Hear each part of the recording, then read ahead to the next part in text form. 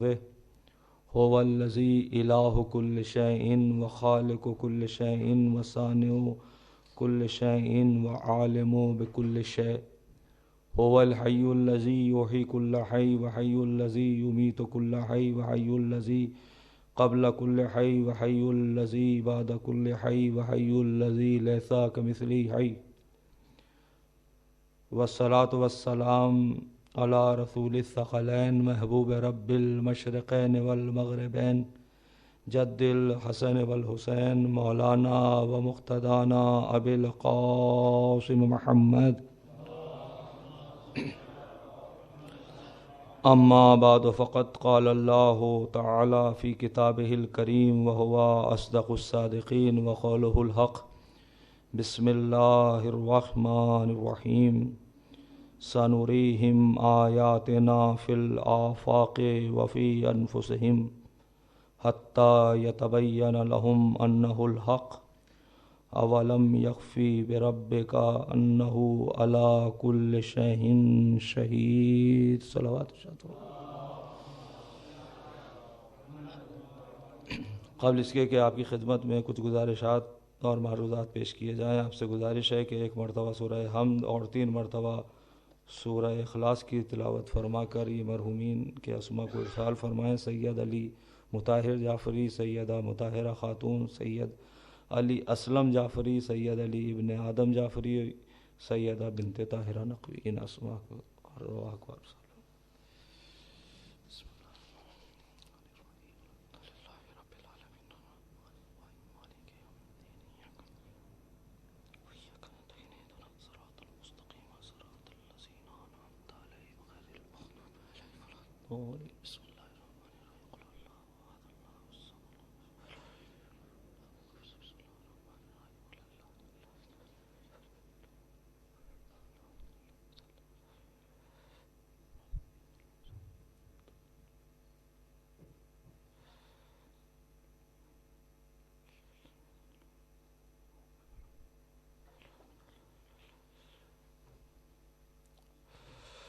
آپ سے گزارش ہے کہ ذرا کیونکہ میمنہ کچھ زیادہ بھاری ہے اور قلب لشکر اور میسرہ جو ہے بہت ہلکا ہے، اگر آپ لوگ سبھی ایک جگہ جمع ہو جائیں تو پھر ہم گفتگو کو آگے بڑھائیں. ایک صلوات ارشاد فرمائیں آپ حضرات پر محمد والا. ایک اور صلوات ارشاد فرمائیں پر محمد والا.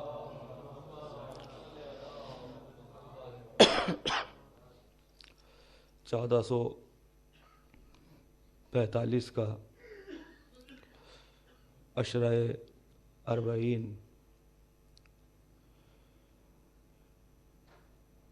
حسینی اسلامک سینٹر لندن میں منعقد ہو رہا ہے، اور جس کی آج پہلی مجلس کی سعادت حاصل کرنے کا شرف حاصل ہو رہا ہے. اس عشرہ اربعین میں جس موضوع کو محور تکلم اور عنوان گفتگو قرار دیا ہے، وہ موضوع ہے سفر معرفت انسان توحید تک. لیکن آج پہلی مجلس ہے،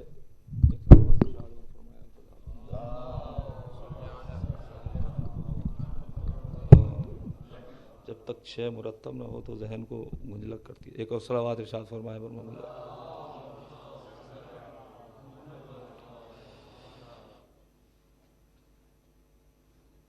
موضوع کی نزاکتیں اور موضوع کی تفصیلات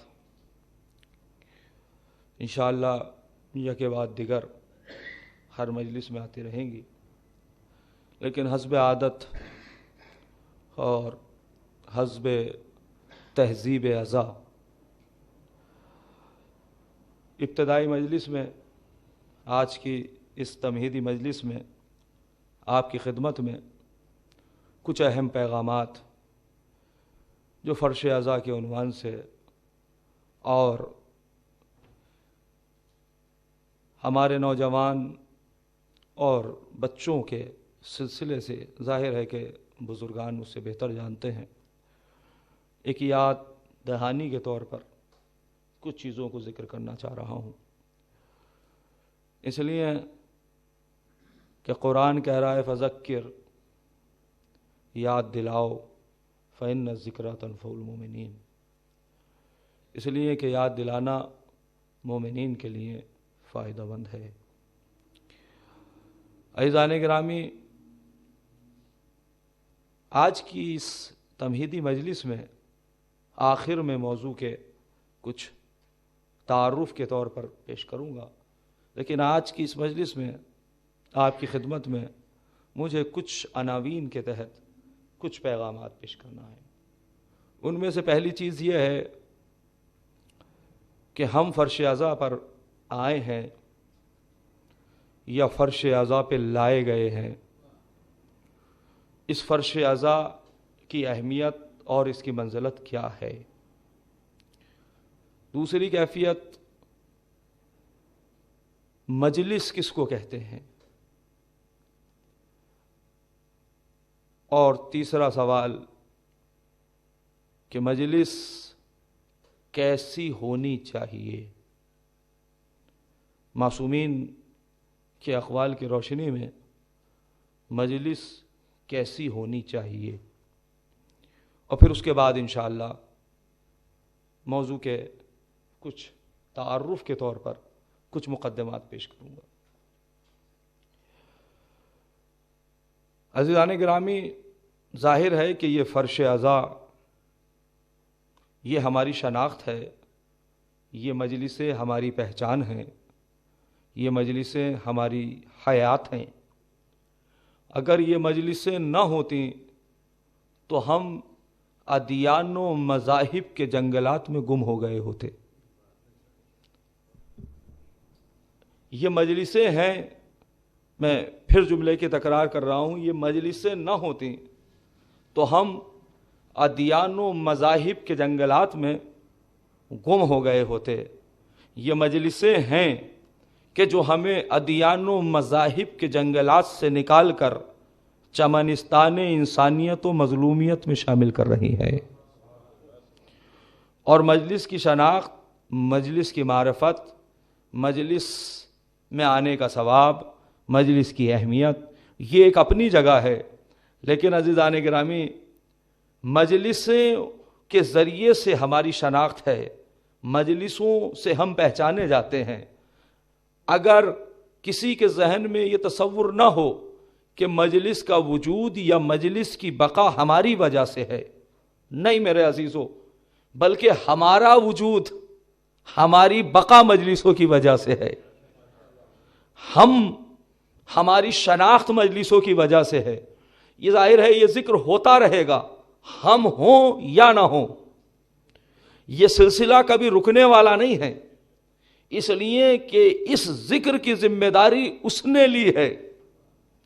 اور شہزادی نے یہ بات دربار یزید میں پہلے ہی واضح کر دی، واللہ لا تمحو ذکرنا ولا تمیت وحینا، قسم خدا کی تو ہمارے ذکر کو نہیں مٹا سکتا۔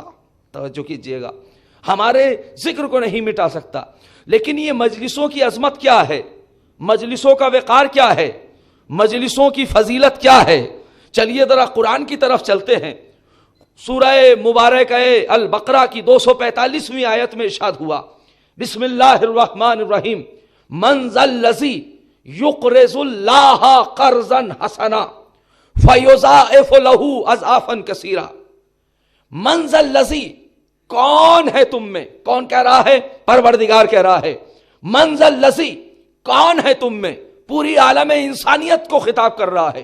من ذا الذی، کون ہے تم میں، یقرض اللہ قرضا حسنا، کہ جو اللہ کو قرض حسنا دے، فیضاعف لہ اضعافا کثیرا، تو اس کے نتیجے میں کیا ہوگا کہ ہم کئی گنا اضافے کے ساتھ اس کو واپس پلٹا دیں گے۔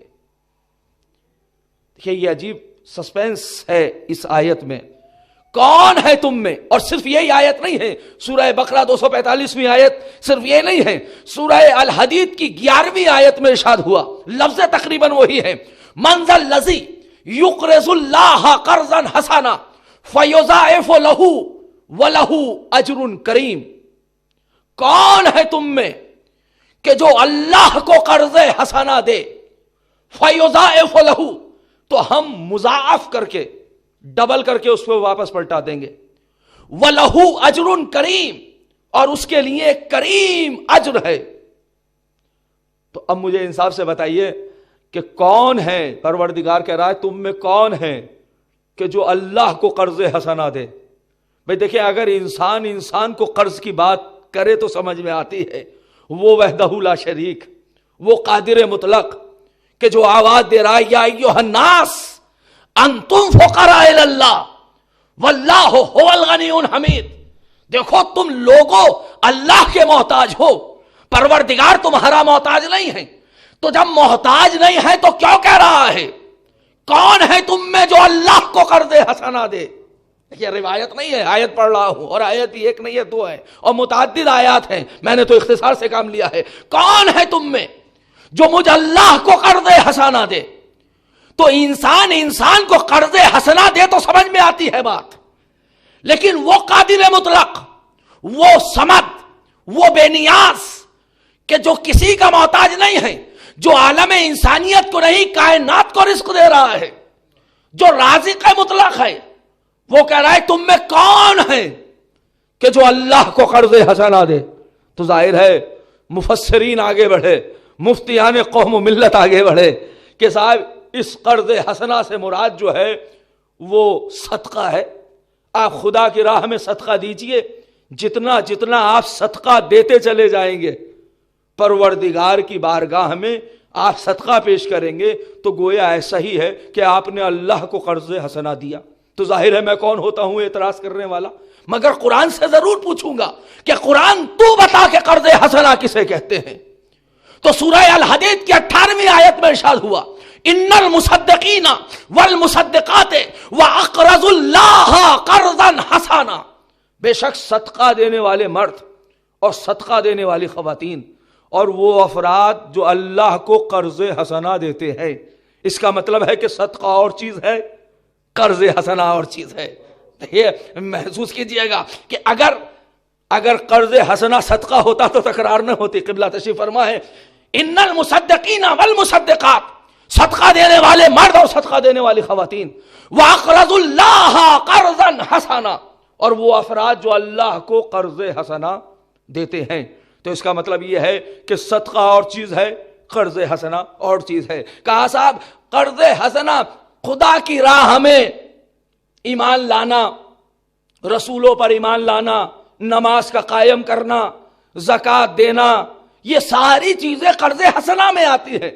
خدا کی راہ میں یہ سارے کام کیجئے تو گویا اللہ مقروض ہوتا چلا جائے گا۔ تو ظاہر ہے میں کون ہوتا ہوں اعتراض کرنے والا؟ مگر قرآن سے ضرور پوچھوں گا کہ قرآن تو بتا کہ قرض حسنا کسے کہتے ہیں؟ تو سورہ المائدہ کی 18ویں آیت میں ارشاد ہوا، میں پوری مکمل آیت نہیں پڑھ رہا ہوں، شاہد مثال آپ کے سامنے پیش کر رہا ہوں، لَئِنْ أَقَمْتُمُ الصَّلَاةَ وَآتَيْتُمُ الزَّكَاةَ وَآمَنْتُمْ بِرُسُلِي وَعَزَّرْتُمُوهُمْ وَأَقْرَضْتُمُ اللَّهَ قَرْضًا حَسَنًا۔ لَئِنْ أَقَمْتُمُ الصَّلَاةَ، اگر تم نماز کو قائم کرو گے، وَآتَيْتُمُ الزَّكَاةَ، اور تم زکوٰۃ بھی دو گے، وَآمَنْتُمْ بِرُسُلِي، اور میرے رسولوں پر ایمان بھی لاؤ گے، وَعَزَّرْتُمُوهُمْ، اور ان کی مدد بھی کرو گے، توجہ کیجئے گا، اور ان کی نصرت بھی کرو گے، وَأَقْرَضْتُمُ اللَّهَ قَرْضًا حَسَنًا، اور اللہ کو قرض حسنا بھی دو گے۔ تو اس کا مطلب یہ ہے کہ نماز اور چیز ہے، قرض حسنا اور چیز ہے، زکوٰۃ اور چیز ہے، قرض حسنا اور چیز ہے۔ تو پھر آخر یہ قرض حسنا کیا ہے؟ توجہ کیجئے گا، آخر یہ قرض حسنا کیا ہے؟ خدا کی قسم تک آیت آگے بڑھی، لَأُكَفِّرَنَّ عَنْكُمْ سَيِّئَاتِكُمْ، دیکھو تم اگر قرض حسنا دو گے تو ہم تمہارے گناہوں کو بخش دیں گے، وَلَا أُدْخِلَنَّكُمْ جَنَّةٍ تَجْرِي مِن تَحْتِهَا الْأَنْهَارُ، اور ایسے جنات میں لے جائیں گے, ایسے باغات میں لے جائیں گے جس کے نیچے نہریں بہ رہی ہیں. تو اللہ نے قرض حسنہ دینے والوں کی جزا تو بتائی. توجہ کیجئے گا, پہلی آیت میں کہا اگر تم قرض حسنہ دو گے یضاعف لہ اضعافا کثیرا, ہم کئی گناہ واپس پلٹا دیں گے. دوسری میں کہا وَلَهُ أَجْرٌ کریم, اس کے لیے خاص اجر ہے. پھر کہا لَأُكَفِّرَنَّ عَنْكُمْ سَيِّئَاتِكُمْ, ہم تمہارے گناہوں کو بخش دیں گے. اور لَأُدْخِلَنَّكُمْ جَنَّةٍ تَجْرِي مِنْ تَحْتِهَا الْأَنْهَارُ, ہم اس باغات میں, اس جنت میں لے جائیں گے جہاں دودھ کی نہریں بہ رہی ہیں. مگر یہ نہیں بتایا کہ قرض حسنہ کیا ہے. تو نماز قرض حسنہ نہیں ہے, زکوٰۃ قرض حسنہ نہیں ہے, رسولوں پر ایمان لانا قرض حسنہ نہیں ہے, نصرت قرض حسنہ نہیں ہے.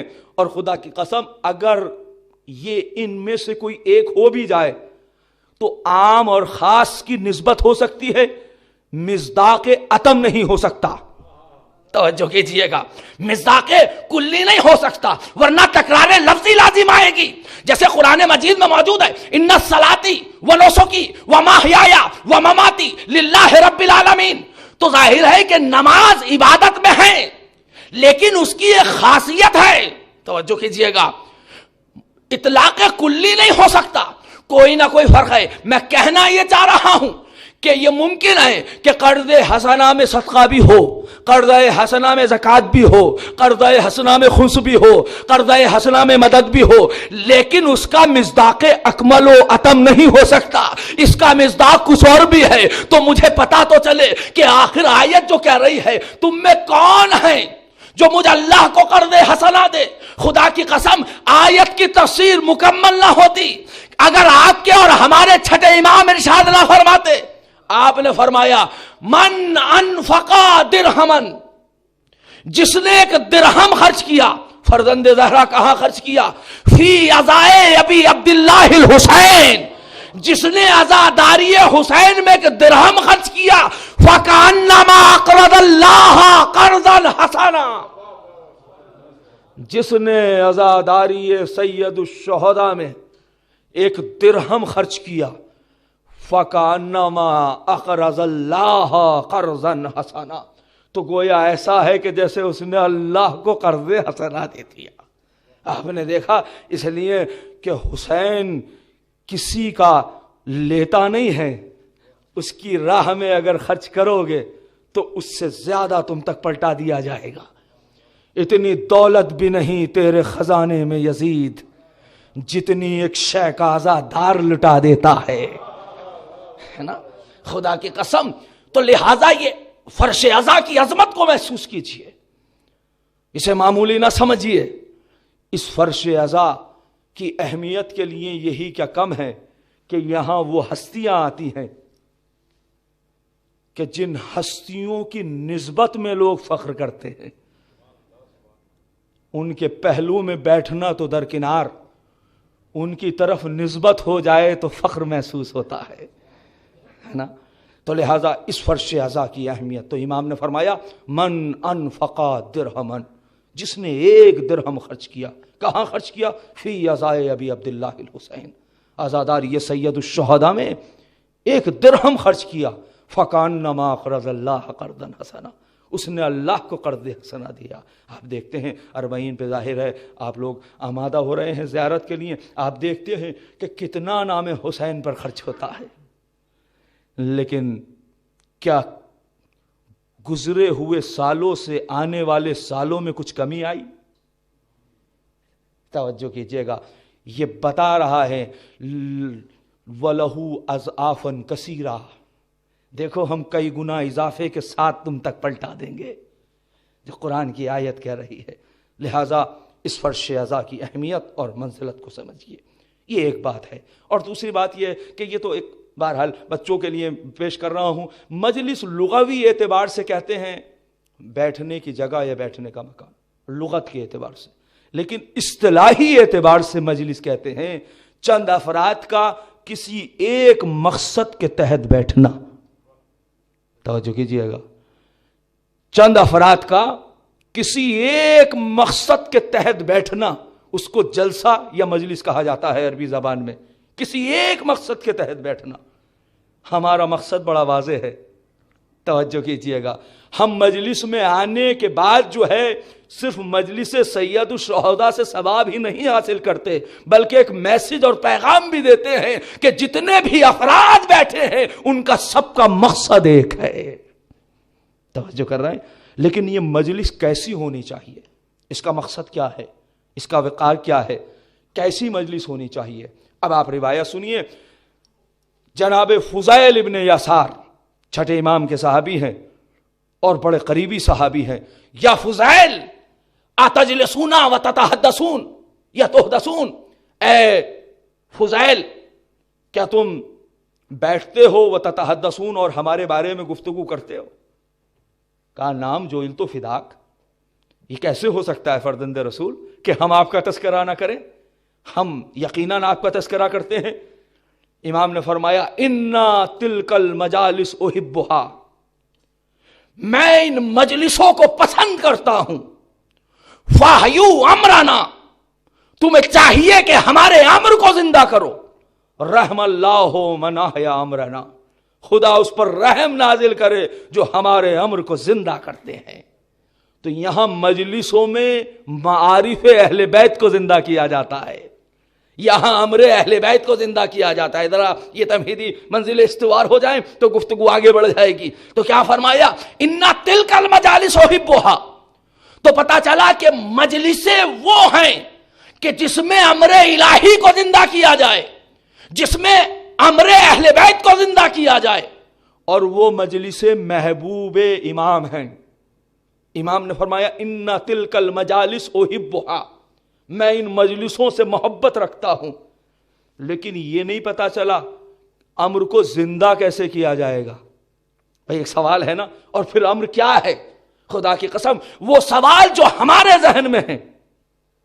یا امام رضا علیہ الصلوۃ والسلام نے فرمایا، جب صلوات پڑھ رہے ہیں تو بآواز بلند صلوات پڑھیے، جبکہ میں نے کہا نہیں.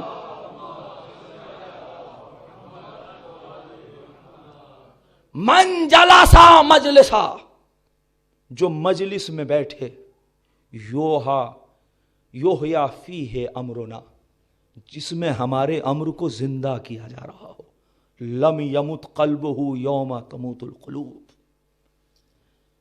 جو بھی مومن اس مجلس میں بیٹھے جس میں ہمارے امر کو زندہ کیا جا رہا ہوگا، تو اس دن کے جس دن سب کے دل لرز رہے ہوں گے، اس دن یہ قلوب، یہ دل وہ ہوگا جو منزل اطمینان میں ہوگا، جو سکون کی سانس لے رہا ہوگا. آپ نے دیکھا امام نے فرمایا، دیکھو یہ تو بات واضح ہو گئی. دیکھیں یہاں سے ایک بات بھی واضح ہے. امام نے فرمایا من جلسا مجلسا. امام نے یہ نہیں فرمایا جس نے من سمع مجلسا، جس نے مجلس کو سنا. اس کا مطلب یہ ہے کہ گھر میں بیٹھ کر سننا اور ہے، فرش عزا پہ آ کر سننا اور ہے نا. من جلسا مجلسا، جو مجلس میں بیٹھے. اس کا مطلب یہ ہے کہ اگر فرش عزا پہ نہیں بیٹھا ہے تو وہ اس حدیث کا مصداق نہیں ہے.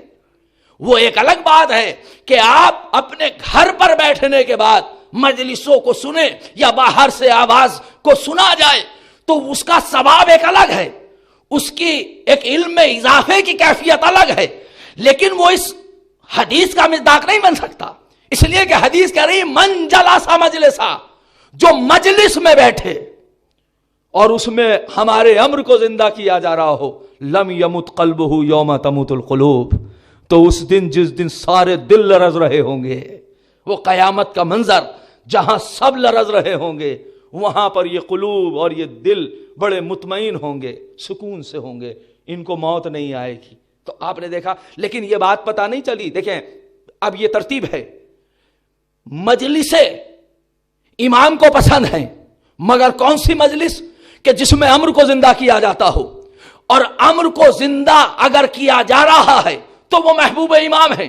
لیکن یہ سوال ہے کہ امر کو کیسے زندہ کیا جائے. خدا کی قسم اس سوال کو بھی ظاہر ہے کہ چھٹے امام کا زمانہ تھا، حدیث چھٹے امام کی ہے، لیکن اس حدیث کی تفسیر 8ویں امام پہ جا کر مکمل ہوئی. وہ سوال جو فضیل ابن یسار نے کیا تھا. کیا کیا تھا کہ فرزند رسول جب امام نے پوچھا اتجلسون وتتحدثون، بیٹھتے ہو اور ہماری مجلسوں کو بپا کرتے ہو؟ کہا انا تلک المجالس احبھا. امام نے فرمایا ہم ان مجلسوں کو پسند کرتے ہیں لیکن اس میں ہمارے امر کو زندہ کیا جائے. فضیل ابن یسار نے یہ نہیں پوچھا کیسے زندہ کیا جائے، لیکن ہروی ہے امام کا، 8ویں امام کے صحابی ہیں، وہی کیفیت ہے. امام نے ایک مرتبہ ہروی کی طرف متوجہ ہو کر فرمایا اے ہروی رحم اللہ من احیا امرنا، خدا رحم نازل کرے اس انسان پر جو ہمارے امر کو زندہ کرتا ہے. ہروی نے وہ سوال پوچھ لیا جس سوال کے جواب کی ہمیں بھی تلاش تھی. ایک مرتبہ پوچھا وَكَيْفَ يُحْيَىٰ أَمْرُكُمْ، اے فرزند زہرا یہ تو بتائیے کہ آپ کے امر کو زندہ کیسے کیا جائے گا. اب یہ جو جواب ہے اس سے پتا چلتا ہے کہ امر کو کیسے زندہ کیا جائے گا. ترتیب ذہن میں رہے کہ مجلس امام کو پسند ہے مگر وہ مجلس جس میں امر کو زندہ کیا جائے، لیکن امر کو کیسے زندہ کیا جائے امام جواب دے رہے ہیں. 8ویں امام ہروی کو جواب دے رہے ہیں. ہروی پوچھتے ہیں وَكَيْفَ يُحْيَىٰ أَمْرُكُمْ، آپ کے امر کو زندہ کیسے کیا جائے گا؟ فرمایا اَن يَتَعَلَّمْ عُلُومَنَا، توجہ کیجئے گا، اَن يَتَعَلَّمْ عُلُومَنَا، ہمارے امر کو ایسے زندہ کیا جائے گا کہ ہمارے علم کو سیکھو. ان یتعلم علومنا، ہمارے علوم ہمارے معارف کو جانو. اور صرف یہی کمال نہیں ہے کہ تم جانو، وَيُعَلِّمُهَا النَّاسِ، ہمارا پیغام لوگوں تک پہنچاؤ. حسینیت کو امام بارگاہ تک محدود نہ کرو، حسینیت کو صرف قلب مومن تک محدود نہ رکھو. حسین وَيُعَلِّمُهَا النَّاسِ، بلکہ لوگوں تک پہنچاؤ، اور اتنا پہنچاؤ کہ جو محب اہل بیت ہیں وہ آ جائیں، تو دشمن اہل بیت ہیں ان کے لیے زمین تنگ ہو جائے. ان یعلمها الناس، ان یتعلم علومنا، ہمارے علم کو سیکھو، ویعلمها الناس، اور لوگوں تک علم پہنچاؤ. اور پھر اس کے بعد عجیب جملہ فرمایا لو علم الناس محاسن کلامنا لاتبعونا، اگر لوگ ہمارے کلام کی خوبصورتی کو دیکھیں گے، ہمارے کلام کے کمال کو دیکھیں گے تو خود بخود ہماری پیروی کریں گے. اس لیے کہ ہمارے کلام میں کشش اتنی ہے، ہمارے کلام میں جاذبیت اتنی ہے کہ تمہارا کام میسج کو پہنچانا ہے،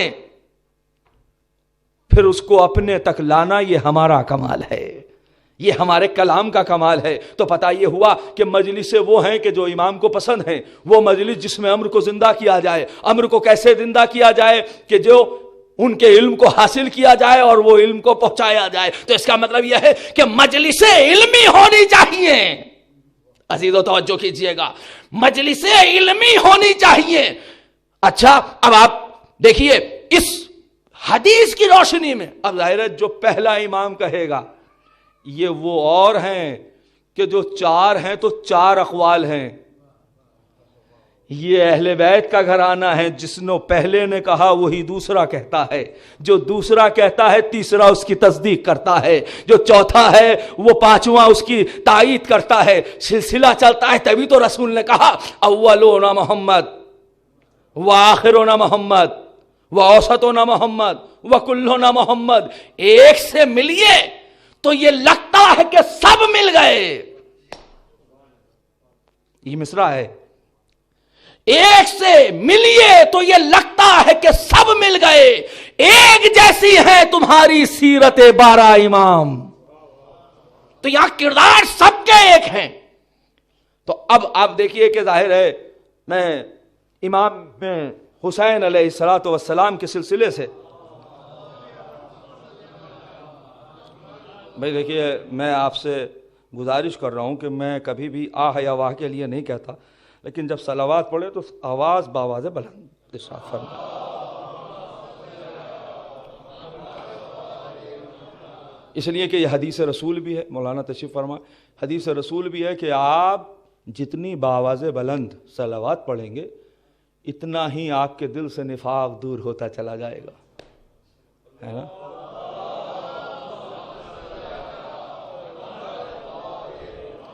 اب یہ نہ کہیے گا کہ مولانا نے ہمارے اندر نفاق بتا دیا.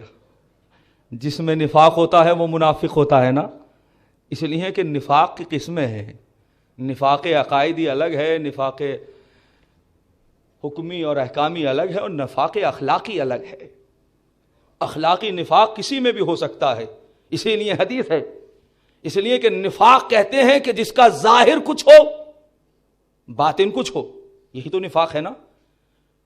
جھوٹ بھی نفاق کی قسم ہے. کیوں؟ اس لیے کہ جھوٹ وہ ہوتا ہے کہ جس کا ظاہر کچھ ہوتا ہے باطن کچھ ہوتا ہے. تو یہ نفاق اخلاقی ہے. اور ظاہر ہے انسان خطا کار ہے. اس طرح کے مسائل, یہ ایک بات بتا رہا ہوں, ورنہ تو ظاہر اخلاقیات میں بہت ساری چیزیں آتی ہیں.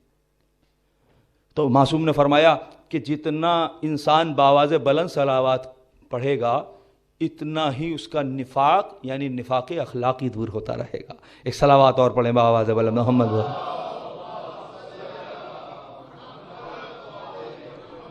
تو اب آپ دیکھیے گا کہ مجلس محبوب ہے امام کی, تو جو امام کی محبوب ہوں وہ ہماری محبوب کیوں نہ ہوں؟ توجہ کر رہے ہیں. لیکن آپ بتائیے, دیکھیں آئمہ جتنے ہیں آپ سب کی زیارات اٹھا کے دیکھیے, کسی امام کی زیارت اتنی نہیں ملیں گی کہ جتنی امام حسین کی ملے گی, کسی بھی امام کی. اور مناسبتوں میں کسی بھی امام کو اتنا یاد نہیں کیا گیا جتنا امام حسین کو یاد کیا گیا. کیوں کہا گیا کہ بھائی زیارت امام حسین؟ حد یہ ہے کہ جو مسرت کے بھی ایام ہیں اس میں بھی زیارت امام حسین جو ہے وہ اعمال کا حصہ بنا دیا گیا. یہ اس لیے بنایا گیا کہ صرف موسم ازاں میں حسین کو یاد نہ کرنا. توجہ کیجئے گا, صرف حسین ایام ازاں میں آپ کا کردار کا حصہ نہ ہو, بلکہ حسین ہر لمحہ تمہارے ساتھ ہونا چاہیے. اچھا, اب اور بہت ساری روایات ہیں. میں بتانا یہ چاہ رہا ہوں کہ وہ بات کہ جو امام نے فرمائی ان یتعلموا علومنا, ہمارے علم کو حاصل کرو, ویعلمہم الناس, اور لوگوں تک پہنچاؤ.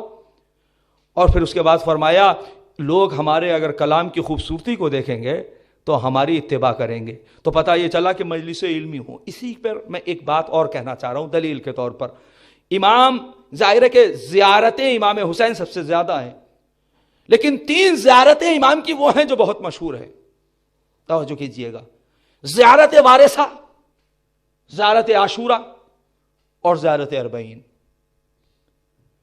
اور اتفاق سے تینوں آیتیں, تینوں زیارتیں چھٹے امام سے منسوب ہیں. تینوں زیارتیں چھٹے امام سے منسوب ہیں. لیکن جب 11ویں امام نے کہا کہ مومن کی علامت کیا ہے, تو کوئی زیارتوں میں کون سی زیارت کو کہا گیا؟ زیارت وارثہ کو, زیارت عاشورہ کو, یا زیارت اربعین کو؟ زیارت اربعین کو. تو کیوں کہا گیا؟ توجہ کیجئے گا میں کیا عرض کر رہا ہوں. زیارت وارثہ کی عظمت اپنی جگہ, زیارت عاشورہ کی اہمیت اپنی جگہ, لیکن جب امام عسکری علیہ الصلوۃ والسلام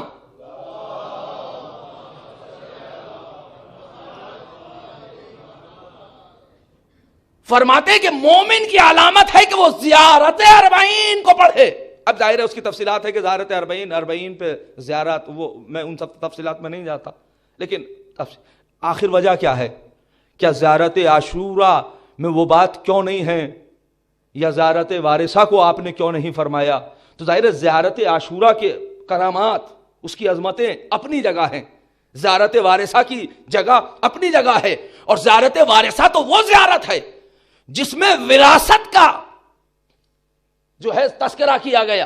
یہی تو وجہ ہے کہ ہم جب بھی لفظ مجلس کہتے ہیں تصور امام حسین کی طرف کیوں جاتا ہے؟ تصور امام, تو کیا صرف حسین کا تذکرہ مجلسوں میں ہوتا ہے؟ نہیں, تذکرہ تو سب کا ہوتا ہے. آدم کا بھی تذکرہ ہے, نوح کا بھی تذکرہ ہے, ابراہیم کا بھی تذکرہ ہے, مگر نسبت حسین کی طرف کیوں جاتی ہے؟ کیوں؟ اس لیے کہ ان کا تذکرہ ایسا ہی ہے کہ جیسے حسین کا تذکرہ.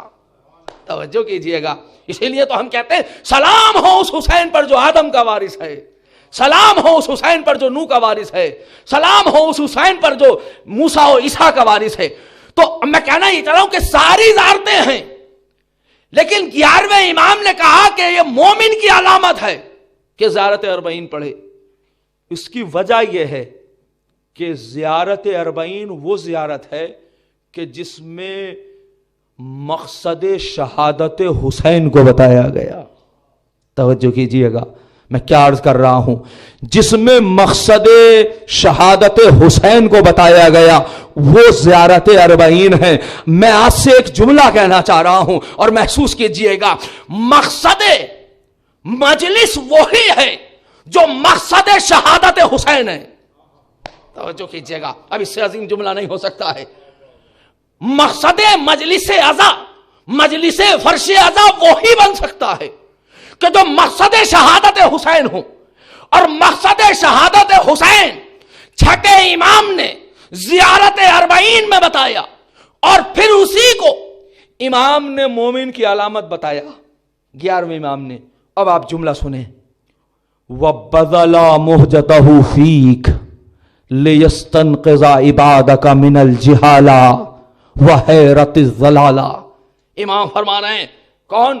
چھٹے امام فرما رہے ہیں، پروردگار میرے جد نامدار نے اپنے خالص ترین خون کو تیری راہ میں اس لیے دیا لِيَسْتَنْقِذَ عِبَادَكَ مِنَ الْجِهَالَةِ، تاکہ لوگوں کو جہالت سے نکال کر روشنی علم میں لایا جائے۔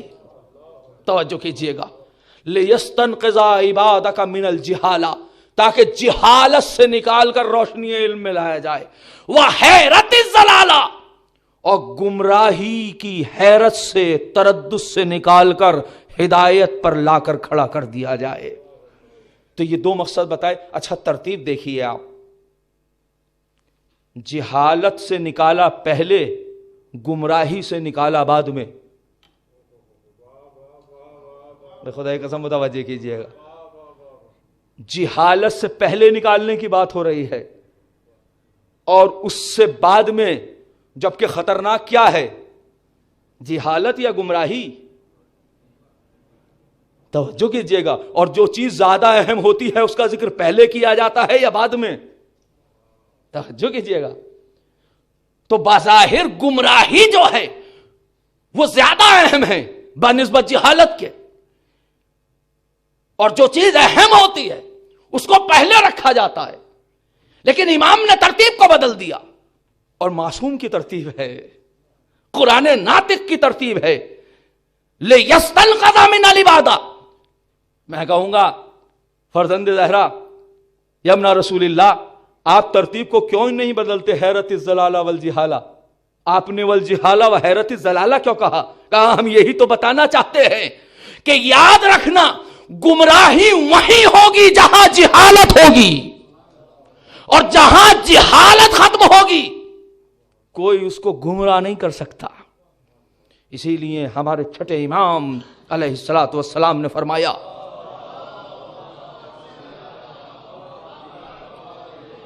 من دخل فی ھذا الدین بالرجال، جو اس دین میں لوگوں کی نصیحتوں سے یا لوگوں کے تاثرات سے داخل ہو جائے۔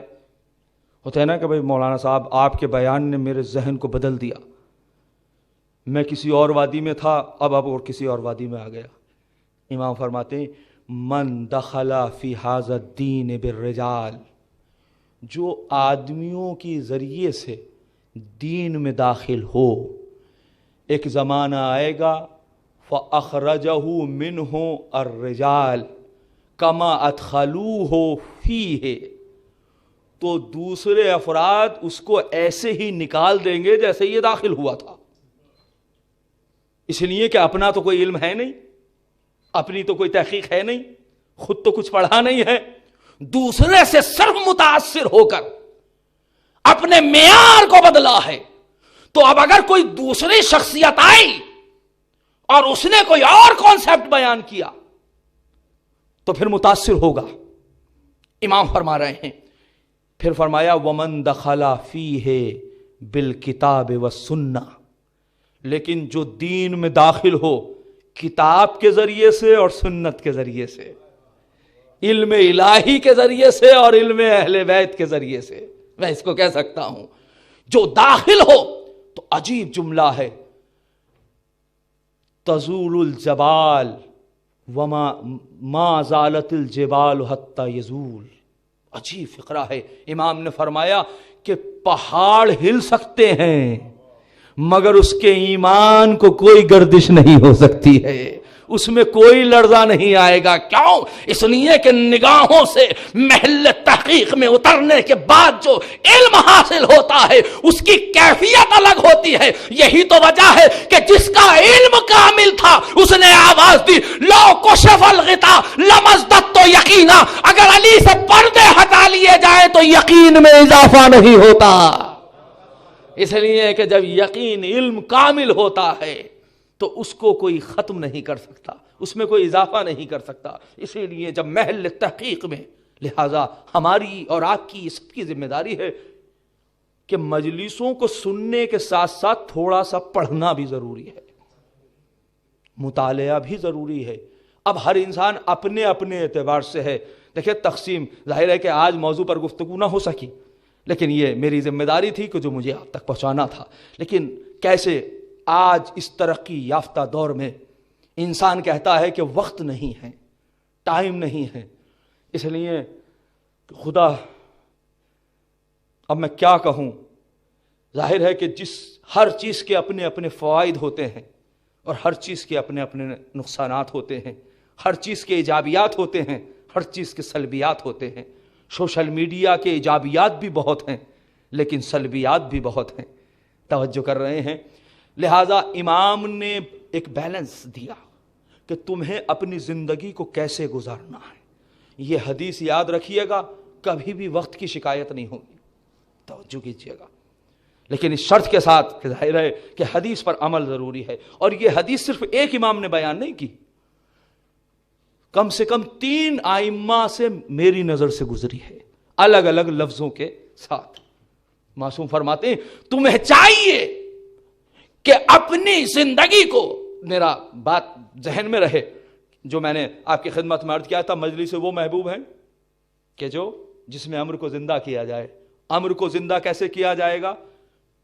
علم کے ذریعے سے، علوم اہل بیت کے ذریعے سے۔ اور علوم اہل بیت مقصد شہادت حسین یہی ہے کہ انسان کو گمراہی سے نکال کر روشنی ہدایت میں لایا جائے، جہالت سے نکال کر۔ تو اس سے بڑی جہالت کیا ہوگی کہ جب شہادت کے بعد یہ پوچھا جائے کہ علی مسجد میں کیا کر رہے تھے؟ بھئی اسی جہالت سے تو نکالنا تھا نا، جہاں جمعے کی نماز بدھ میں ہو رہی تھی۔ جناب فٹافٹ نوغانوی صاحب کے 4 مصرے سن لیجئے۔ ساری دنیا میں وفادار نظر آتے ہیں، فٹافٹ ہی سنا رہا ہوں میں آپ کو، ساری دنیا میں وفادار نظر آتے ہیں، ان کو بس ہم ہی خطاوار نظر آتے ہیں۔ ساری دنیا میں وفادار نظر آتے ہیں، ان کو بس ہم ہی خطاوار نظر آتے ہیں۔ بروزے بدھ جو پڑھا دیتے ہیں جمعے کی نماز، ایسے ایسے بھی کلاکار نظر آتے ہیں۔ تو اس کلاکاری کو ختم کرنے کے لیے تو حسین نکلے تھے، ہے نا؟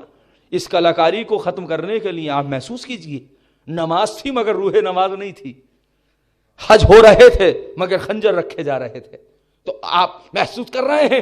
تو لہذا یہ کیفیت ہے۔ اب وہ حدیث سن لیجئے، میں عرض کر رہا تھا اب علم کے لیے ضرورت ہے انسان کو کہ وہ خود بھی علم حاصل کرے، معارف اہل بیت کا، اور دوسروں تک لے جائے، جس ڈپارٹمنٹ میں ہو اس ڈپارٹمنٹ تک لے جائے۔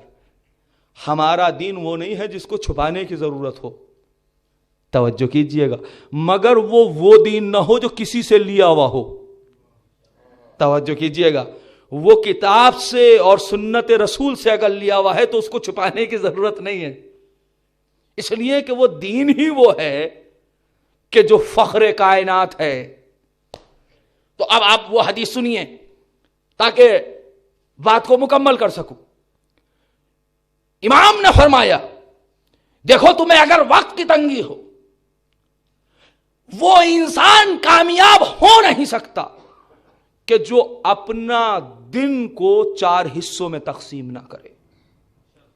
اب 4 حصوں کا تقسیم کرنے کا مطلب یہی نہیں ہے کہ آپ 25% ہی سب کو دیں، نہیں، وہ وقت کے اعتبار سے ہو سکتا ہے کہ اس میں سے کوئی ایک چیز 20%، کبھی 50% آگے پیچھے ہو سکتی ہے، لیکن ان 4 خانوں سے باہر نکلے گا تو بیلنس ختم ہوگا، اور جہاں بیلنس ختم ہوگا وہاں نہج البلاغہ کہے گا، کیا کہے گا؟ لا ترى الجاہل الا مفرطا ومفرطا، کہ تم جاہل کو نہیں پاؤ گے، یا تو وہ حد سے آگے ہوگا یا حد سے پیچھے رہ جائے گا۔ امام جاہل کی خاصیت بیان کر رہے ہیں، جاہل وہ ہوتا ہے، نادان وہ ہوتا ہے، علم صاحب بے علم وہ ہوتا ہے، لا علم وہ ہوتا ہے کہ جس کے یہاں بیلنس نہ ہو، حد سے آگے بڑھ جانا بھی جہالت ہے، پیچھے رہ جانا بھی جہالت ہے۔ اسی کانسیپٹ کو غدیر میں عملی طور سے سمجھایا جا رہا تھا، آوازی جو آگے گئے ہیں انہیں پیچھے بلاؤ، جو پیچھے رہ گئے ہوں انہیں آگے بلاؤ، تاکہ بتایا جائے کہ اصل دین اعتدال کا نام ہے، اصل دین اعتدال کا نام ہے۔ تو اب وہ اعتدال کیسے ہوگا؟ اب اعتدال کا مطلب یہ نہیں ہے کہ برابر برابر سے بٹا جائے، توجہ کیجئے گا، میں نے جو کہا، کیونکہ اعتدال، عدل الگ چیز ہے اور تساوی الگ چیز ہے، مساوات الگ چیز ہے۔ مساوی کا مطلب ہوتا ہے کہ آج سب کو برابر برابر سے بانٹ دیں، لیکن اگر کوئی ٹیچر یہ کہے کہ میں سارے اسٹوڈنٹس کو جو ہے وہ برابر برابر نمبر دوں گا، تو یہ عدل نہیں ہے، اس لیے کہ عدل کا تقاضا ہے کہ جو جتنا حق رکھتا ہے اس کو اتنا دے دیا جائے۔ توجہ کیجئے گا، جس کا جو حق ہے، بس یہ حدیث سن لیجئے، بات کو مکمل کر رہا ہوں۔ تو بیلنس کے لیے فرماتے ہیں پہلا حصہ یہ ہے ان یناجی ربہ، زندگی کا ایک حصہ، اب یہ زندگی کا کہہ رہا ہوں یعنی ہر دن، زندگی کا ایک حصہ یعنی ہر روز کا اپنی زندگی کا ایک حصہ اللہ کے لیے ہو۔ جب اللہ کے لیے ہوگا تو مخلوق اپنے خالق سے متصل ہوگا، جب اپنے خالق سے ملا ہوا ہوگا، اس لیے کہ مخلوق کی کوئی اہمیت نہیں ہے اگر خالق سے متصل نہ ہو۔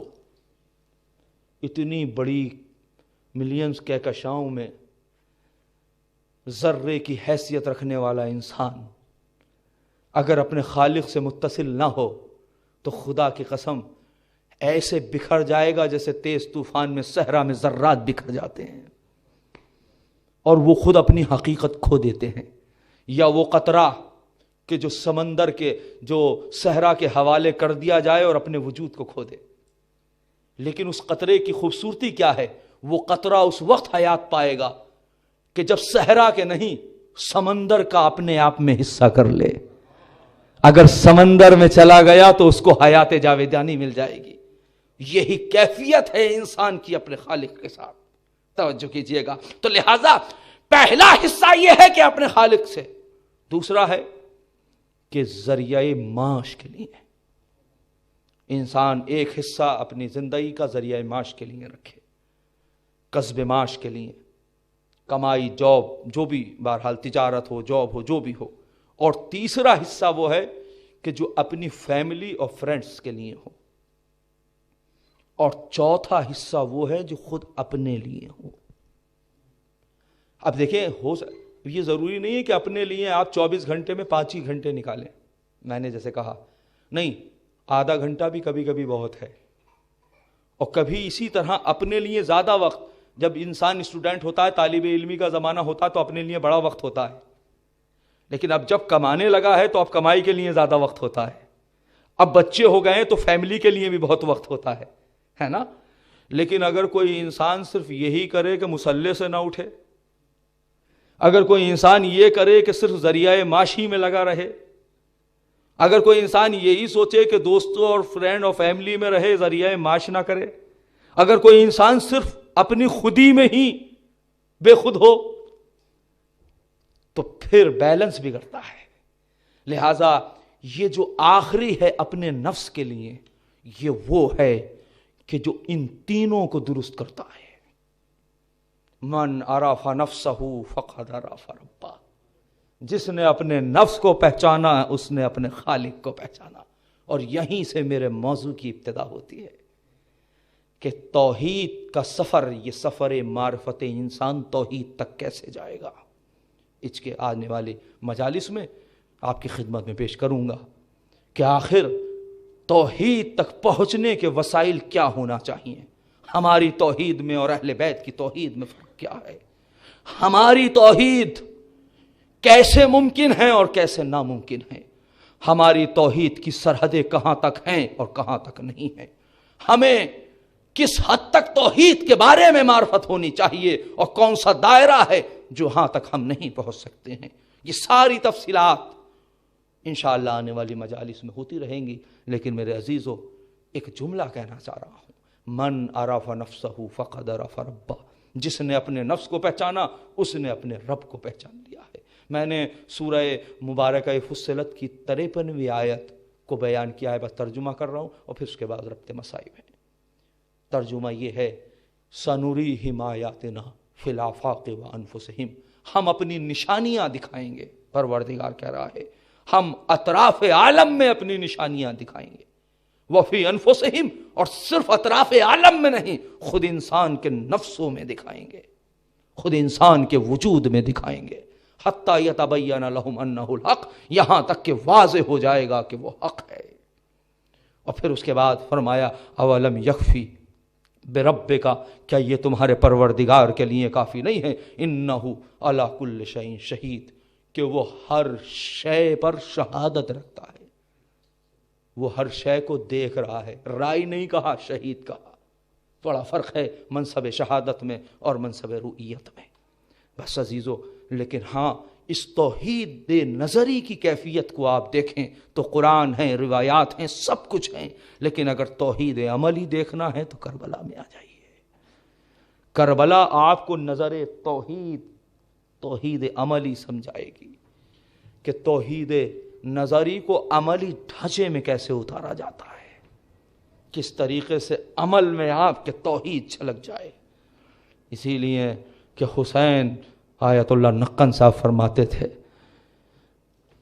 کہ سارے نظریات ایک طرف ہیں مگر کربلا میں حسین کا اطمینان ایک طرف ہے، حسین کا اطمینان بتا رہا ہے کہ کوئی ہے۔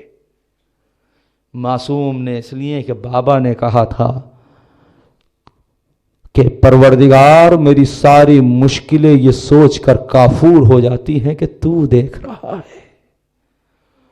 مکتب خوارزمی ہمارا مقتل نہیں ہے، مکتب خوارزمی کے جملے یہ ہیں، 7ویں صدی کا قدیم ترین مقاتل میں سے ہے۔ لکھتے ہیں کہ جیسے جیسے حسین کربلا کے ریگزار میں قربانیاں دے رہے تھے ویسے ویسے حسین کا چہرہ منور تر ہوتا جا رہا تھا۔ آخر یہ کون سی سرخی تھی، آخر یہ کون سی نورانیت تھی جو بڑھتی جا رہی تھی؟ یہ حسین کے وہ دراجات رفانی تھے جو بارگاہ رب العزت کی طرف تھے۔ اور خدا کی قسم کربلا میں 2 جہاد ہوئے، ایک جہاد صبح عاشور سے عصر عاشور تک ہوا جس کے قافلہ سالار امام حسین علیہ السلام ہیں، لیکن ایک جہاد وہ ہے جو عصر عاشور سے مدینے تک چلا، جو کوفہ و شام کے منازل کو طے کیا، اور اس قافلے سالار کے ذمہ دار زینب اور سید سجاد ہیں۔ عزیزو، اسی لیے ہم اس عشرے کو عشرہ سجادیہ یا عشرہ زینبیہ کا نام دیتے ہیں، اس لیے کہ زینب اپنے بھائی کے چہلم کے لیے گئی تھی۔ ظاہر ہے ایام سکینہ بھی ہیں اور یہ تمہیدی مراحل بھی ہیں۔ میں آج چند مصائب کے جملے پیش کروں گا، تفصیلات انشاءاللہ بعد میں ہوں گے۔ لیکن عزیزو، کربلا میں 2 جہاد ہوئے نا، ایک صبح عاشور سے عصر عاشور تک حسین نے کیا، اور ایک عصر عاشور سے جو جہاد شروع ہوا وہ ایک دن پر مشتمل نہیں تھا، وہ چند دنوں پر مشتمل نہیں تھا، وہ مسلسل تھا۔ اور یہی وجہ ہے جب خیام جل رہے تھے، ایک خیمے میں آگ لگی، بیبیاں دوسرے خیمے میں آ گئیں، دوسرے خیمے میں آگ لگی، بیبیاں تیسرے خیمے میں آ گئی، سارے خیام جب جل گئے اور وہ خیام، وہ خیمہ رہ گیا جو سید سجاد کا خیمہ ہے۔ بس ایک مرتبہ زینب نے کانوں کو ہلایا. میرے لال سید سجاد، ارے میرے لال تم امام وقت ہو، بتاؤ ہم جل کر مر جائیں یا خیموں سے باہر نکل آئیں؟ اے بی بی آپ تو عقیلہ بنی ہاشم ہیں، آپ تو عالم غیر معلمہ ہیں. مجھ جیسا چھوٹا سا طالب علم بھی یہ جانتا ہے کہ جان کا بچانا واجب ہے. تو کیا شہزادی مسئلہ پوچھ رہی تھی؟ نہیں نہیں، یہ تو عالم غیر معلمہ ہے، یہ تو فہم غیر مفاہمہ ہے، یہ تو عقیلہ بنی ہاشم ہے. زینب مسئلہ نہیں پوچھ رہی ہے. بی بی پھر کیا کر رہی ہے؟ عجب نہیں کہ زینب آواز دے. میں نے اس مسئلے سے نہ جانے کتنے مسائل کا حل کر دیا. بی بی کیا حل کیا؟ کہا تم نے دیکھا نہیں زینب نے کیا کہا؟ اے میرے لال تم امام وقت ہو، یہ نہیں کہا اے میرے بھتیجے یہ بتاؤ کہ میں جل کر مر جاؤں یا خیموں سے باہر نکل آؤں. اے میرے لال تم امام وقت ہو. زینب خیام کے جلتے ہوئے بھی امامت کا تعارف کرا رہی ہے. حسین دنیا سے چلے گئے ہیں تو اب حسین کے بعد امام وقت سید سجاد ہے. یہ زینب ہے، زینب جو معرف امامت بنی ہوئی ہے، اور معرف امامت کے ساتھ ساتھ یہ زینب محافظ امامت بھی ہے. اللہ اکبر. اور دوسرا یہ ہے عزیزو، کربلا کا کوئی بھی شہید جب گیا ہے تو بغیر اجازت کے میدان میں نہیں گیا ہے. جہاد کے لیے اذن امام ضروری ہے.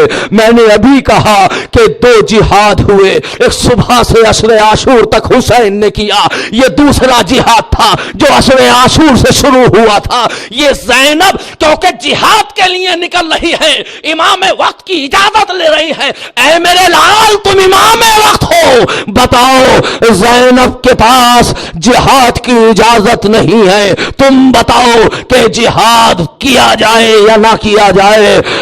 حسین جا چکے ہیں، میرے لال تم امام وقت ہو، زینب کو اجازت دو. لہذا عزیزے یہ اذن جہاد لے رہی تھی. اور تیسری کیفیت یہ ہے کہ کربلا کا کوئی بھی شہید جب شہادت پیش کی ہے نا تو بغیر امام کی اجازت کے نہیں دی.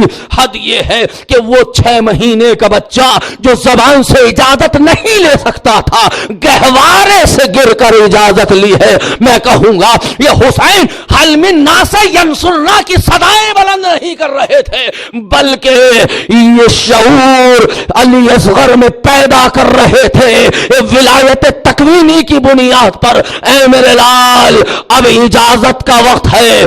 علی اصغر گہوارے سے گرے، یہ گہوارے سے نہیں گر رہے تھے بلکہ امام سے اجازت لے رہے تھے شہادت کی خاطر. زینب بھی شہادت کے لیے نکل. اے میرے لال میرے بیٹا سید سجاد تم امام وقت ہو. زینب کے سامنے 2 شہادتیں ہیں، یا خیموں میں جل کر مر جائے یا بے پردہ خیمے سے باہر نکل جائے. مچھلی کا ذبیحہ ہے پانی سے نکل جانا، بے پردگی زینب شامل ہے شہادت میں. اے میرے لال بے پردہ زینب کا نکلنا کسی شہادت سے کم نہیں ہے. زینب نکلی تو مگر فرات کا رخ کیا. اے بھیا عباس ارے زینب کی چادر اتر. جزاکم ربکم خیر الجزا. خدا آپ کو کسی غم میں نہ رلائے. بس عزیزو ختم کر دی میں نے مجلس. لیجئے زینب یہ دستور حسین تھا جس نے جب شہادت دی ہے تو آنے کے بعد ایک مرتبہ حسین بارگاہ رب العزت میں قربانی کے لیے کہتے تھے ربنا تقبل منا ھذا القربان، ربنا تقبل منا ھذا القربان. لیکن جب حسین شہید ہوئے فرات کا پانی نیزے اچھلا، منادی کی ندا الا قتل الحسین بکربلا.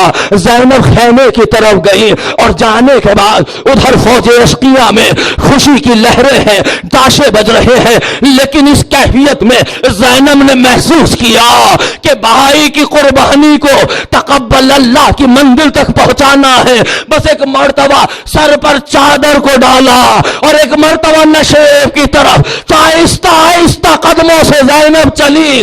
تیروں سے چھلنی امام کا جنازہ ہے، اور ایک مرتبہ امام کے جسم کا طواف کر رہی ہے، اور خیموں ایک مرتبہ تیر کو نکالتی چلی جا رہی ہے، اور ایک وہ کیفیت یہ آئی کہ پاس بیٹھ کر ایک جملہ کہا، آسمان کا رخ کیا، ربنا تقبل منا، پروردگار زینب کی اس قربانی کو قبول فرما۔ عزیزو، لیکن جب یہ قافلہ، بس ایک منظر، قافلہ جا رہا تھا، ساری بیویاں رخصت ہو رہی تھی، ایک مرتبہ جیسے ہی رخصت ہونے کی کیفیت آئی، آواز دی، خبردار ہمارے قریب نہ آنا، ہم خود ایک دوسرے کو رخصت کر لیں گے، سوار کرا دیں گے۔ زینب موجود ہے، کلثوم آؤ سوار ہو جاؤ، لیلا آؤ سوار ہو جاؤ، مروہ آؤ سوار ہو جاؤ، ایک ایک کو رخصت کر رہی ہے، مگر زینب کو کوئی رخصت کرنے والا، کوئی سوار کرنے والا نہیں ہے۔ عزیزوں، اس موقع پر زینب نے اپنی اولادوں نے محمد کو یاد نہیں کیا، حسین کو یاد نہیں کیا، فرات کا رخ کر کے آواز دی، یا اخی ابا الفضل انت الذی ارکبتنی ورت الخروج من المدینہ، اے میرے غازی، ارے جب مدینے سے چلی تھی تو بڑی شان سے زینب کو سوار کیا تھا، مگر اب زینب کو کوئی سوار کرنے والا نہیں ہے۔ عجب نہیں کہ فرات پر لاشا تڑپا ہو، اے زینب، اے شہزادی، موت نے مجبور کر دیا، ورنہ میں نہ آتا، یہ ممکن نہیں ہے۔ زینب جہاد کو نکل رہی ہیں، واہ زینبیا، واہ حسینہ، واہ